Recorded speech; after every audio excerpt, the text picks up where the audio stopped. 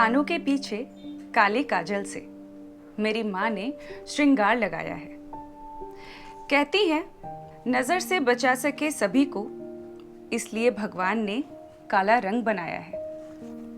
लोग कहते हैं ये तो काला है, अपशगुन का प्रतीक है।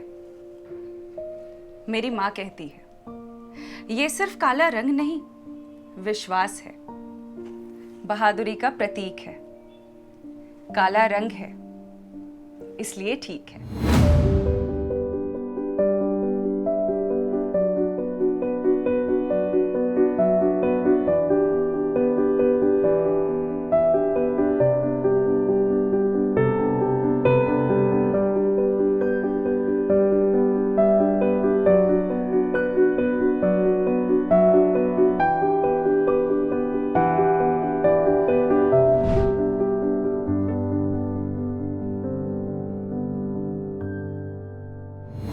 हाय माय डियर यंगर मन।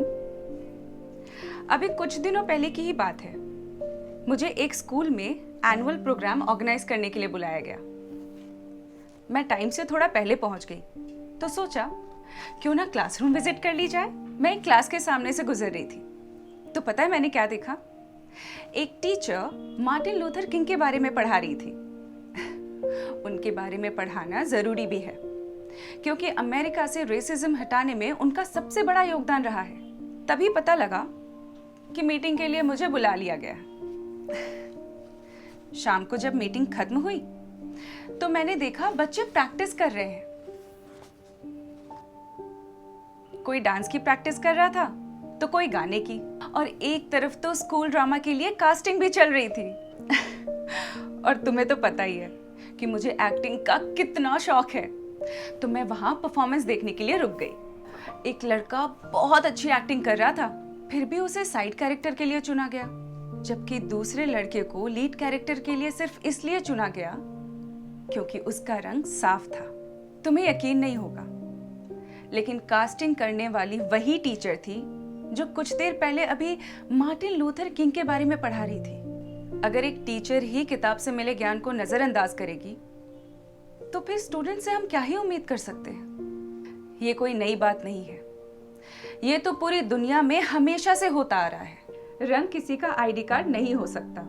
तुम्हारा आईडी कार्ड तुम्हारी नॉलेज है। मैं जानती हूँ तुम क्या क्या झेल रही हो। तुम्हारा अपना एक नाम है, पर कोई भी स्कूल में तुम्हें उस नाम से नहीं पुकारता। मुझे भी सांवला कहकर पुकारते थे। मैं कुछ भी कहती तो क्लासमेट्स कहते, अरे ये आवाज कहाँ से आ रही है, कोई दिखाई तो नहीं दे रहा। जब भी कोई स्कूल ड्रामा होता, अच्छी एक्टिंग करने के बाद भी तुम्हें कोई नेगेटिव रोल ही मिलता। शायद उन्हें लगता होगा कि नेगेटिव कैरेक्टर्स सिर्फ डार्क स्किन टोन वाले लोग ही कर सकते हैं। मैं ये भी जानती हूँ कि कुछ गिने चुने रंग के कपड़े ही तुम पे अच्छे लगते हैं, इसलिए तुम्हारे पास सेम कलर के बहुत सारे कपड़े जमा हो गए हैं। मुझे अब भी याद है, जब भी मैं नई ड्रेस पहनती तो माँ मेरी नजर उतार दिया करती थी, कान के पीछे काला टीका लगा दिया करती थी। मुझे अब भी याद है, माँ कहती थी ये काला टीका नजर लगने से बचाएगा। मुझे पूरी दुनिया और माँ के नजरिए में सिर्फ यही फर्क नजर आता है कि जहां माँ काले टीके को सेवियर समझती हैं, वहीं दुनिया काले को नेगेटिव यानी बुराई का प्रतीक समझती है। आज जब मैं बड़े प्रोग्राम्स ऑर्गेनाइज करती हूँ और हैंडसम से हैंडसम लोगों को एम्प्लॉयमेंट देती हूँ तो ऐसा लगता है कि नहीं, बॉडी के रंग से कुछ भी नहीं होता। इसलिए तुम्हें भी यही समझाना चाहती हूँ कि जितनी जल्दी हो सके खुद के रंग को एक्सेप्ट कर लो। आज मुझे मौका मिला है तो सोच रही हूँ कि तुम्हें यह भी बता दूं कि तुम्हारे और मेरे रंग में कोई अंतर नहीं है, लेकिन हम दोनों के कॉन्फिडेंस में बहुत अंतर है। जानती हो ऐसा क्यों है? तुम मिरर देखना पसंद नहीं करती, जबकि मैं रोज मिरर देखती हूँ। ब्यूटी प्रोडक्ट्स को तुम अपनी बेसिक नीड समझती हो, जबकि मुझे ये सब रेसिज्म के रीजन लगते हैं। तुम अपनी बॉडी के कलर को बदलना चाहती हो, जबकि मैं हमेशा इसी स्किन टोन में रहना चाहती हूँ।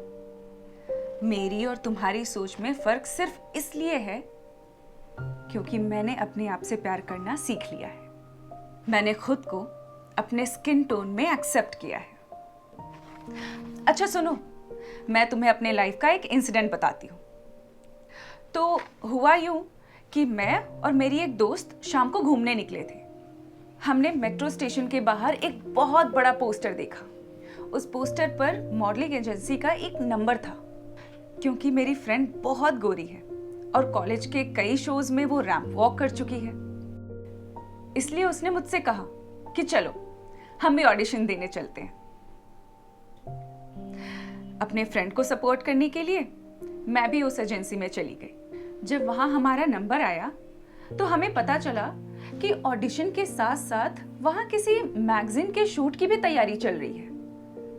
मैं ऑडिशन के लाइन से हटकर फोटोशूट देखने चली गई। वहां जाकर मुझे पहली बार मालूम हुआ कि डार्क स्किन वाली लड़कियां भी मॉडलिंग करती हैं। मैंने ये सारी बात अपनी दोस्त को बताया। उसने मेरा हौसला बढ़ाया और मुझे लुक टेस्ट देने के लिए मना लिया।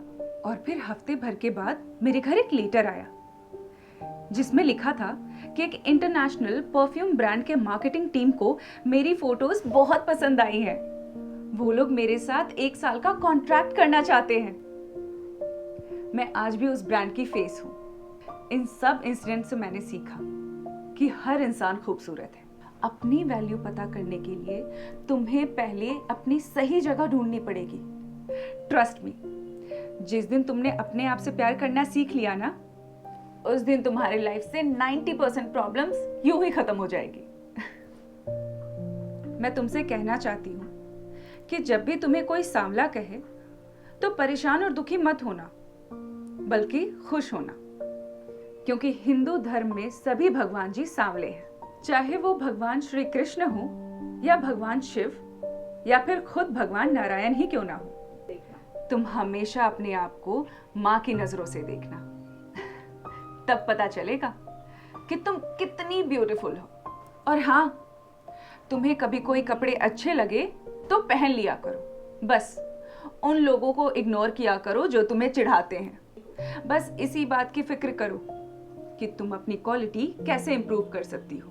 मुस्कुराती रहा करो, क्योंकि मुस्कुराहट तुम्हारे चेहरे पर जचती है। तुम्हारी अपनी मंजरी। तो दोस्तों, रेसिज्म के बारे में सिर्फ बात करने से कुछ नहीं होगा।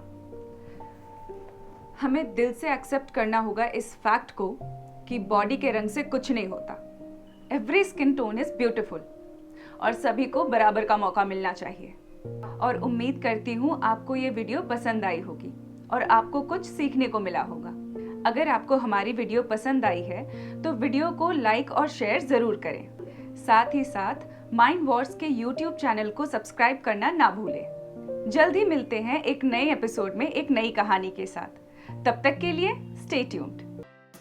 जल्दी से प्ले स्टोर पर जाकर माइंड वॉर्स का नया ऐप डाउनलोड कीजिए। खेलिए बहुत सारे quizzes which bridge the gap between studies and your buddies और पाओ गेम्स खेलते खेलते स्टडी करने का मजा। So what are you waiting for? Download the app now.